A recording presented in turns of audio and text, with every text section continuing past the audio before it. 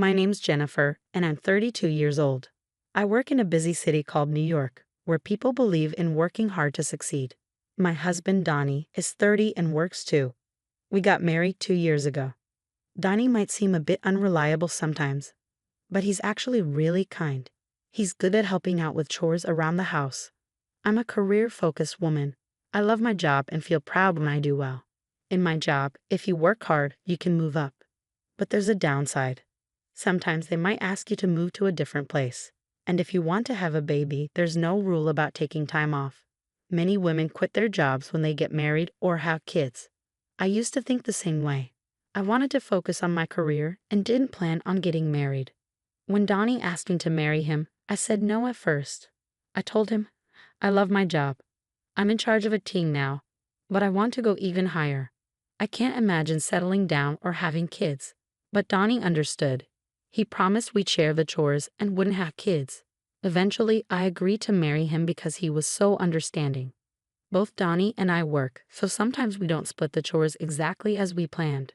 But we help each other out, and I think we do pretty well. Sometimes my in-laws make annoying comments like, "You should focus more on your home than your job," or, "When are you having kids?" But it's not too bothersome because Donnie always supports me. Living with Donnie has been nice, and I've learned to enjoy being married. Then, one day, my boss, who's the head of our department, called me about a possible move to a different office. He said, "What do you think? You'd work at a branch office for a while, but you'd come back here after 2 years. You'd have a good position there, and if you do well, you'll get promoted when you come back. You might even become the first woman to lead a department. It's a pretty good opportunity, right?" Accepting or refusing this move could decide if I'll get promoted at my job. Everyone who's become a boss or higher has done a move like this. If I say no, I might stay in my current job, but I could also get moved to a less important position. Before I got married, I would have taken this chance right away, but now, being married made me feel hesitant. I told my boss, "Thank you for thinking of me. Personally, I'm interested, but since it involves moving, I want to talk to my husband first. Can I give you an answer after that?" He said, "All right, you're married. You can choose to go alone or move with your family. Talk it over. I'm hoping for a yes." When I got home, I talked to Donnie about it. I've been offered a job transfer. I might have to move to the countryside, but if I do well for 2 years, I can come back here. And if I keep doing well, I could get promoted. I want to take this offer if you're okay with it, Donnie. We can move together, or I can go alone. What do you think? At first, Donnie was surprised, but then he thought about it and said, "If you take this transfer, Jennifer, your dream could come true, right? I can't move with you because I have my job here, but don't worry about me. Go for it."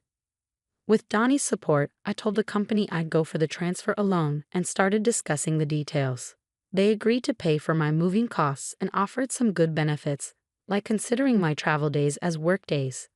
So I decided to accept the transfer to the branch office. I got the official transfer order and chose to live in a company apartment, which was affordable. On moving day, the movers had already taken my stuff, and Donnie came to say goodbye at the station. "Thanks for seeing me off. I'll keep in touch, and I'll try to come home as much as I can." "Yeah, I'll be waiting. But remember, even though you're working from afar, don't overdo it," Donnie said. "You too," I replied. "It's time. Take care, okay? I'm heading out," Donnie said as he left. And that's how my life as a remote worker began. I planned to come home during holidays and quieter times, but things got rocky at the branch office right after I arrived. I won't take orders from a woman. How can I trust someone new like her? One of the local employees complained. I faced resistance from the staff there. They spread rumors about me, didn't listen to my instructions, and even ignored my calls. And then things got worse when a project I was overseeing had a big mistake because one of my team members deliberately kept me out of the loop. The subordinate who was responsible looked really shocked, but as the boss, it was my job to handle it. I had to fix the problem, apologize, and not only get things back on track, but also mend relationships with my team. My boss saw how tough things were for me and gave me some advice. "I've been through a transfer too, so I get it. It might not seem fair, but you can't just push your way through. It's important to communicate well, understand others, and build relationships horizontally." So I followed my boss's advice.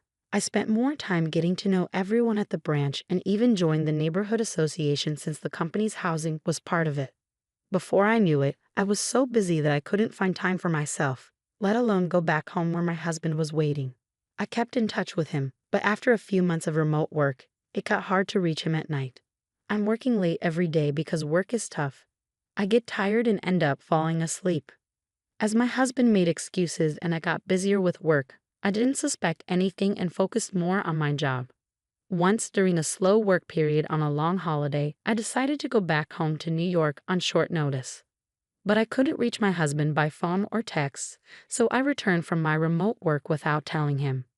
When I opened the door to our home after a long time away, something felt strange. Then a woman I didn't recognize rushed to the door, saying, "Justin, welcome back.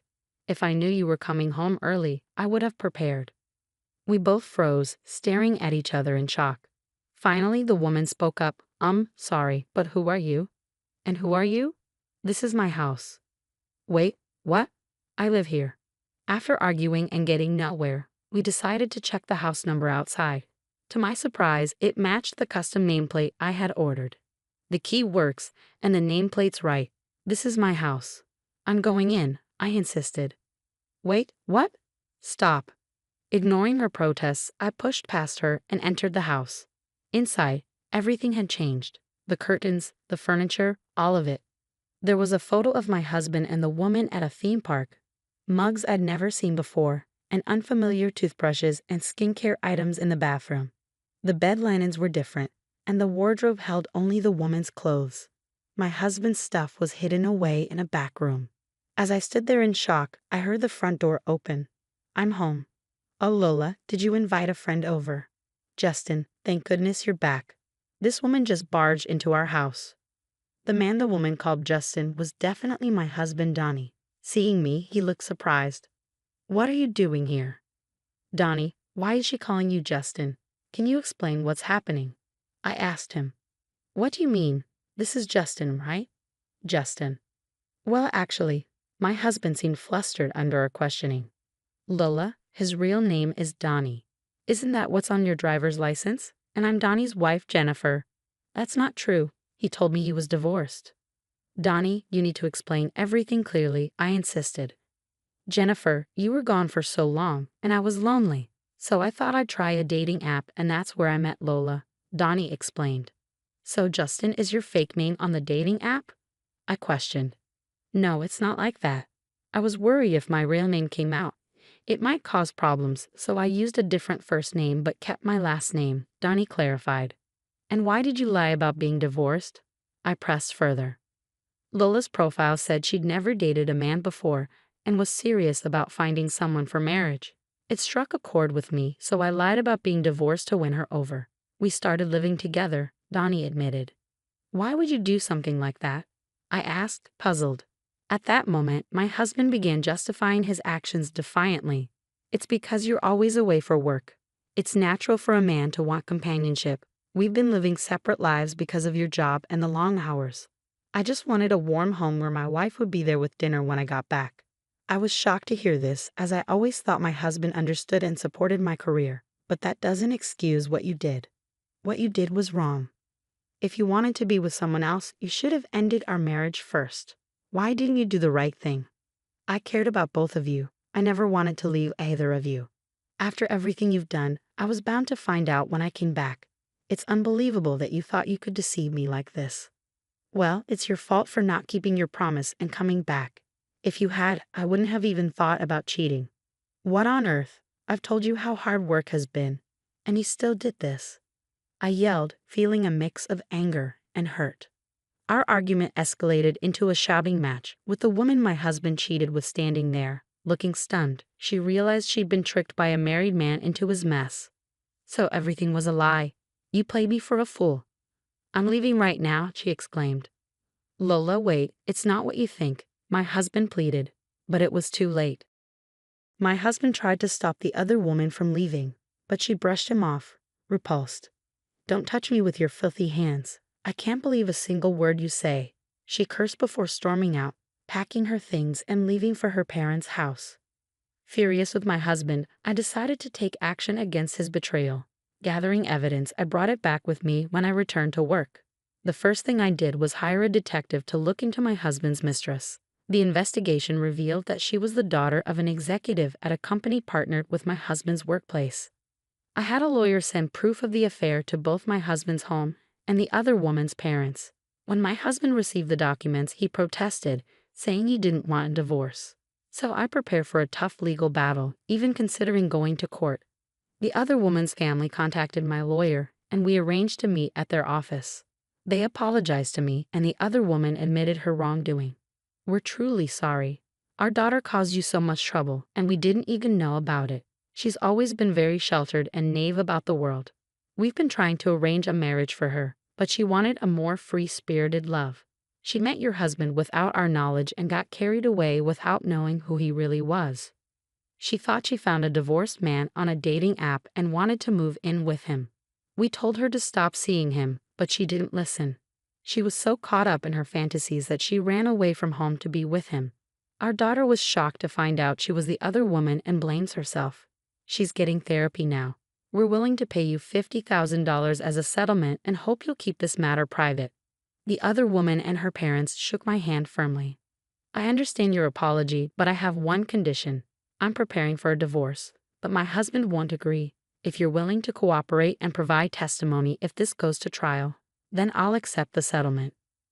"Okay, we'll cooperate, but we don't want our daughter to have a permanent record of this. Is there any other way we can help punish him?" "Well, it just so happens that his workplace is our client." In an unexpected turn of events, the woman my husband cheated with and I teamed up. We planned to give him a taste of his own medicine. His workplace was about to face a crisis because he had upset an executive at one of their client companies. And guess who would take the fall? Only my husband. Meanwhile, back at home, his parents were trying to reach out to him, unaware of the chaos. "Jennifer isn't answering our calls, and she won't call back either. Is she so caught up in work that she forgot about us? When is she coming back? We miss seeing our grandchild," his mother said. "Mom, you don't get it. I cheated on Jennifer while she was away, and now it looks like we're headed for divorce," my husband confessed. His mother replied, "That woman who puts work before her husband is to blame. Maybe it's better if you end things with Jennifer and get back together with the woman you cheated with." My in-laws seemed to think that the other woman's family had more money than ours, so they sided with my husband and his lover, attacking me relentlessly. They called me repeatedly, but I blocked their calls. Then they started calling me at work. When I refused to talk to them, they showed up at my workplace, causing a scene. "Let go of our son. It's because of you being such a career-focused woman that our son cheated.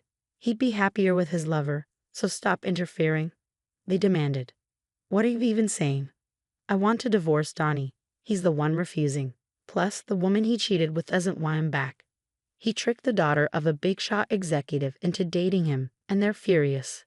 It's going to be a big mess," I explained. Once they realized their son had angered an important client, my in-laws suddenly changed sides and tried to be nice to me.